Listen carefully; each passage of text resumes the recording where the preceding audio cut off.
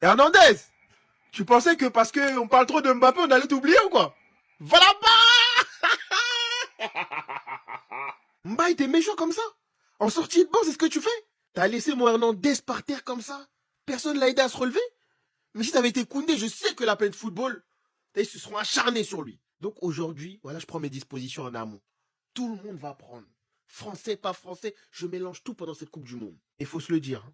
Moi, je l'ai dit en début de match, sur les côtés, il nous faut ce joueur technique, percutant, dans les matchs qui vont arriver là. Et Mbaye, avec son entrée, je pense que sur le prochain match contre la Norvège, il va être titulaire.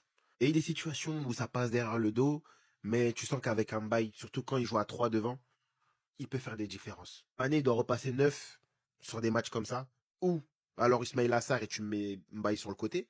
Parce qu'aujourd'hui, oui, la formule aurait pu fonctionner s'ils avaient ouvert le score très tôt, mais quand tu dois remonter un score ou quelque chose, je trouve que tu n'as pas suffisamment d'atouts avec la compo de base pour faire quelque chose. En tout cas, pas contre cette équipe de France-là. Sur l'espace d'une action, il nous a montré pourquoi il était au Paris Saint-Germain et pourquoi Luis Enrique l'affectionnait. Les gars, le but qu'Ibrahim Baye met, passement de jambe, Théo Hernandez sur les fesses, frappasse sur Mac Maignan. Franchement, il met un but de dingue et je suis très très content pour lui et je pense que c'est le moment. Voilà, Pape Ciao, c'est le moment. C'est bien les Ismail Assar, c'est bien les Iliman Ndiaye, mais il faut mettre le petit. Ça y est, il faut le mettre. Il est prêt pour ce type de match. Contre la Norvège, en tout cas, il faut le mettre titulaire ou il faut le faire entrer très tôt dans le match parce que là, il commence à monter en puissance petit à petit et je sens qu'il va faire une Coupe du Monde de dingue. À 18 ans, les gars, première Coupe du Monde, il met son premier but dans son premier match. C'est pas anodin. Face à l'équipe de France en plus, c'est pas facile. Du coup, on est derrière lui. En tout cas, IB Mbaye, les gars, c'est le moment de le mettre. Et là, regardez-le bien, parce que vous ne le voyez pas trop au Paris Saint-Germain, parce que le Paris Saint-Germain est une grande équipe. Mais lui, il faut le surveiller de très très près, surtout pendant cette compétition. Quand je parle d'Ibrahim Mbaye, vous me faites passer pour un fou. Quand je vous dis certaines choses sur Ibrahim Mbaye, vous me dites ouais Kader, t'es une gorgeuse des Sénégalais. Oublie pas, c'est un remplaçant éternel au PSG. À chaque fois qu'il joue, ce gamin, il est fort. On l'a vu quand il rentre en finale contre le Maroc.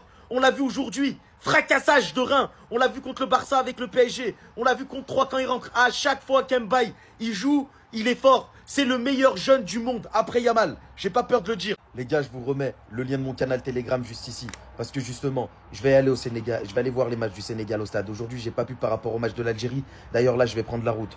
Mais les Sénégalais, venez me rejoindre sur le canal Telegram. Le lien, il est dans la biotique. Et vous, Wallah, vous êtes qu'une bande de rageux. Bande de jaloux d'Ibrahim Mbaye. Wallah, parce qu'il est jeune, il est fort, il performe. Il s'est fait un palmarès, vous êtes des jaloux. Aujourd'hui, vous avez vu, le peu de temps de jeu que vous lui donnez, il en fait bon usage. Les gars, quelle entrée d'Ibrahim Mbaye, les gars. Le Sénégalais le plus fort de l'histoire. Le plus jeune buteur africain pour le Sénégal dans une Coupe du Monde. Les gars, je suis français. Je suis content de la victoire de l'équipe de France, mais je me dois de féliciter cette pépite. Les gars, Papcho, tu dois le mettre titulaire à tous les matchs du club, à tous les matchs de la sélection sénégalaise. Aujourd'hui, tous les Sénégalais, je pense, sont fiers d'Ibrahim Mbaye. Les gars, à 18 ans, tu rentres dans un match de Coupe du Monde, ton équipe est menée, et c'est toi qui viens, on va dire, qui vient sauver le club, qui vient sauver la sélection, qui permet à l'équipe d'y croire, les gars. Quel but, quel but! Il vient mettre un passement de jambe à Théo Hernandez. Certes, derrière, il y a une grosse faute de main pour moi du gardien français Mike Maignan, mais les gars, est-ce que le Sénégal se rend compte de la pépite qu'est Ibrahim Mbaye? Quel but il vient te mettre dans un match de Coupe du Monde? Même si Ismail Assar est un très grand joueur, il a fait la meilleure saison de sa vie cette saison. Mais les gars, le titulaire doit être Ibrahim Mbaye. Ibrahim Mbaye, quel joueur, mais sénégalais, vous deviez être fiers de lui et vous allez l'être encore plus sur les matchs prochains. Arrêtez de me parler de Yann Demandé ou de Summerville alors qu'au Paris Saint-Germain, on a Ibrahim Mbaye et Bradley Barcola. Bah.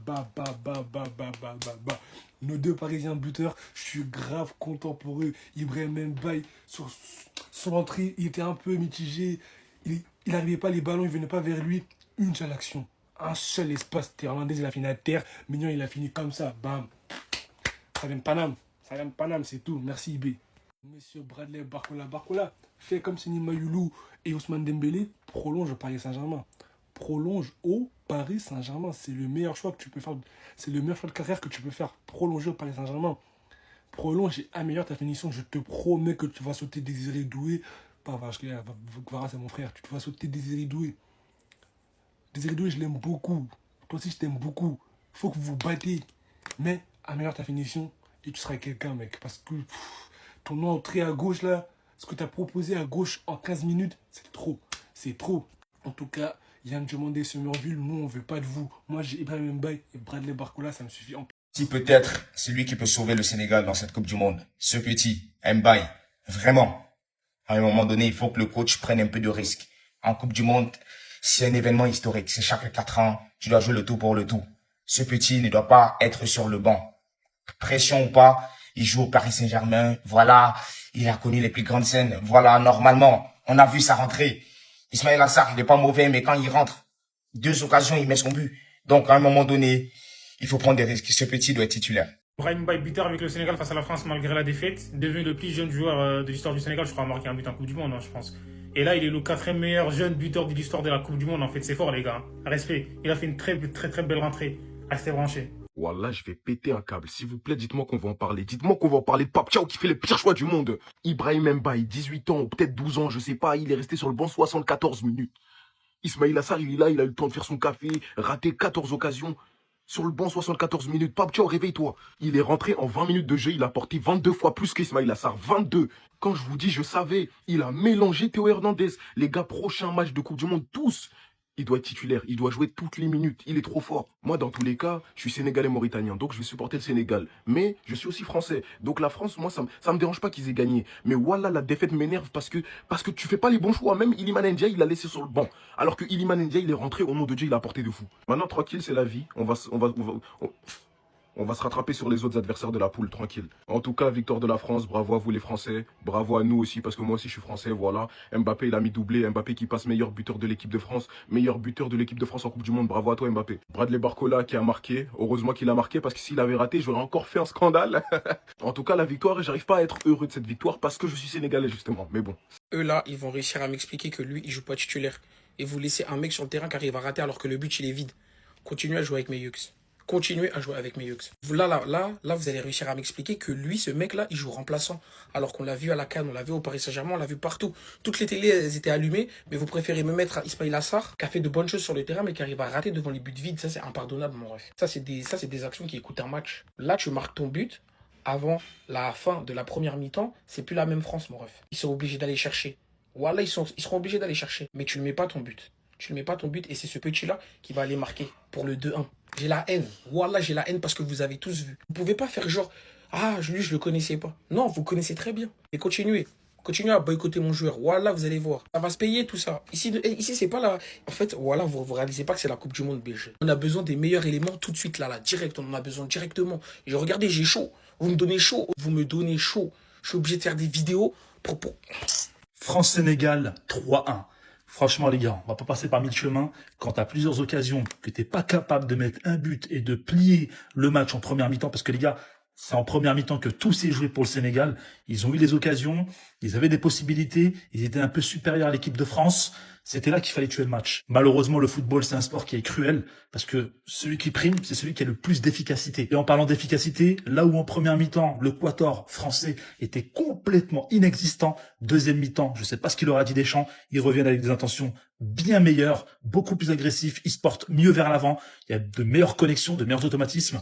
Et cet homme, les gars, je vous le dis tout de suite, il est déjà en train de battre des records lors du premier match de cette Coupe du Monde. Et lui, il est parti pour faire encore une fois une Coupe du Monde légendaire. Entre les coachings gagnants, c'est-à-dire des mecs qui peuvent sortir du banc et te faire gagner un match, ou encore un mec comme Olysée, les gars, percussion, engagement, vision de jeu, vitesse, vivacité. Les gars, c'est trop. Cette équipe, c'est trop. Alors oui, c'est un excellent début de Coupe du Monde pour l'équipe de France et un très mauvais pour le Sénégal. Mais attention, c'est pas terminé. Encore 2 matchs. Norvège-Irak, je pense que c'est à la portée du Sénégal. Et je pense que l'équipe de France, ça y est, premier de la poule.